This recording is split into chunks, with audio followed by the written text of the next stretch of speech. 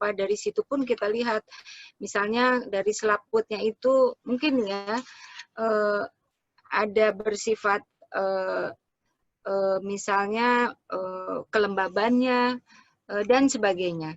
Nah, untuk melihat seperti ini, mudah-mudahan nanti daripada ketua asosiasi atau perkumpulan itu bisa membuat terapisnya itu menjadi terapis yang sangat kompeten, ya, sehingga tentu menjadi kebanggaan dari suatu perkumpulan itu dan membawa nama baik perkumpulan. Dan perlu diketahui juga, kalau ini saya titip saja, kalau misalnya Bapak Ibu sekalian ini ingin meningkatkan keterampilannya dengan cara yang Bapak Ibu punya, nah tolong kuatkan di cara yang Bapak Ibu punya, gitu. Jadi jangan gini, misalnya Bapak Ibu praktek dengan cara saya nggak tahu namanya ya, tapi dengan cara yang memeriksa dengan memakai lidah ini ataupun nadi ini, jangan memakai baju kayak dokter gitu loh. Tapi pakailah memang perlengkapan yang diperlukan sesuai kompetensi Bapak Ibu. Gitu. Jangan menggunakan atribut yang di luar cara yang dilakukan pelayanan oleh Bapak Ibu.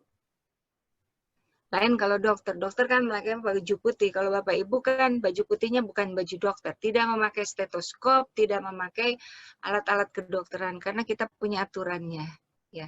Karena Bapak Ibu praktek bukan sebagai dokter, gitu ya. Kemudian juga tentu setiap penyiar tradisional harus punya surat izin untuk melakukan pelayanan. Ini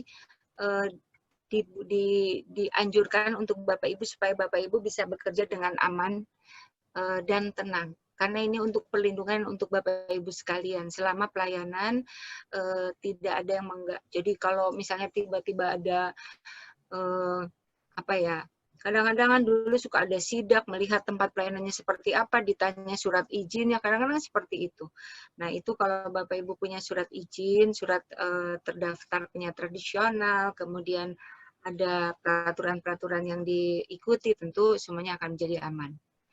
Ya, jadi mudah-mudahan dengan adanya pertemuan yang seperti ini mungkin tidak sekali untuk refreshing, untuk membuat workshop atau meningkatkan keterampilan dari para anggotanya, bukan hanya cara mendiagnosa suatu penyakitnya saja, tetapi juga bagaimana cara menjaga supaya tetap Bapak Ibu bekerja dengan aman dengan peraturan yang ada. Terakhir saya sampaikan bahwa saat ini kan kita dalam keadaan masa era new normal gitu ya. New normal dalam pandemi COVID. Sehingga protokol kesehatan itu harus diterapkan atau dilaksanakan oleh Bapak Ibu sekalian. Karena saya tahu bahwa praktek Bapak Ibu kan physical distancing-nya bisa dijaga enggak itu. Nah, kami dari Kementerian Kesehatan sudah ada peraturan dari Menteri Kesehatan tentang protokol kesehatan bagi masyarakat umum dan di tempat pelayanan umum, baik itu di keparawisataan dan di tempat-tempat yang lain. Dan itu sangat jelas. Dan kami juga mengeluarkan surat edaran dari kami bahwa silahkan berpraktek, tetapi tolong jaga kesehatan buat diri dan kliennya. Jadi protokol kesehatannya harus sehat, misalnya pakai masker, pakai face shield, atau sarung tangan, selalu cuci tangan, itu selalu harus. Kita harus menjaga diri lah supaya kita tetap bisa berproduktif, tetap produktif, tapi kita harus jaga ya. Karena pelayanannya mungkin, kan kalau ngelihat lidah, nggak bisa kalau jaraknya 1,5 meter ya. Saya nggak tahu gimana itu. Jadi sama seperti saya dokter kalau praktek saat ini juga memakai perlengkapan protokol kesehatan yang memang diharuskan di rumah sakit. Ya, jadi tidak hanya cuman masker saja, tidak mungkin. Apalagi kalau membuka lidah. Membuka lidah itu berarti kan ada sesuatu yang, ada udara yang keluar dari mulut pasien. Nah, jangan sampai kita menjadi terhirup, karena sekarang ternyata dulu kemarin-kemarin ini dikatakan bahwa virusnya itu droplet, tapi sekarang saya dengar di berita di WHO ternyata virusnya bisa airborne, jadi bisa bertahan di udara sekitar 8 jam. Ya, intinya kita tetap harus hati-hatilah.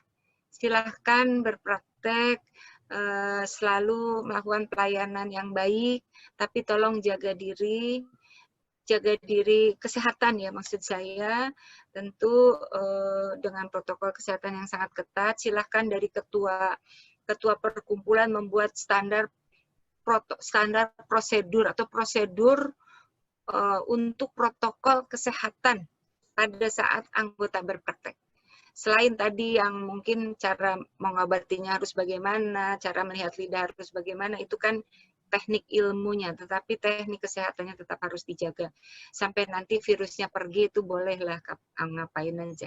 Tapi saat ini kami selalu diminta oleh Menteri Kesehatan untuk selalu mengingatkan kepada siapapun, terutama kepada bapak-bapak ibu yang tetap praktek, supaya menjaga diri, physical distancing dijaga, suhunya selalu bisa normal, kalau sakit jangan nerima pasiennya juga seperti itu. Kita membuat protokol lah. Mungkin itu saja dari saya, mudah-mudahan apa yang kita lakukan atau Bapak Ibu laksanakan pada malam ini itu bermanfaat buat kita semua, dan semoga kita selalu dalam lindungan Tuhan Yang Maha Esa dan juga selalu dalam keadaan sehat. Terima kasih. Wassalamualaikum warahmatullahi wabarakatuh.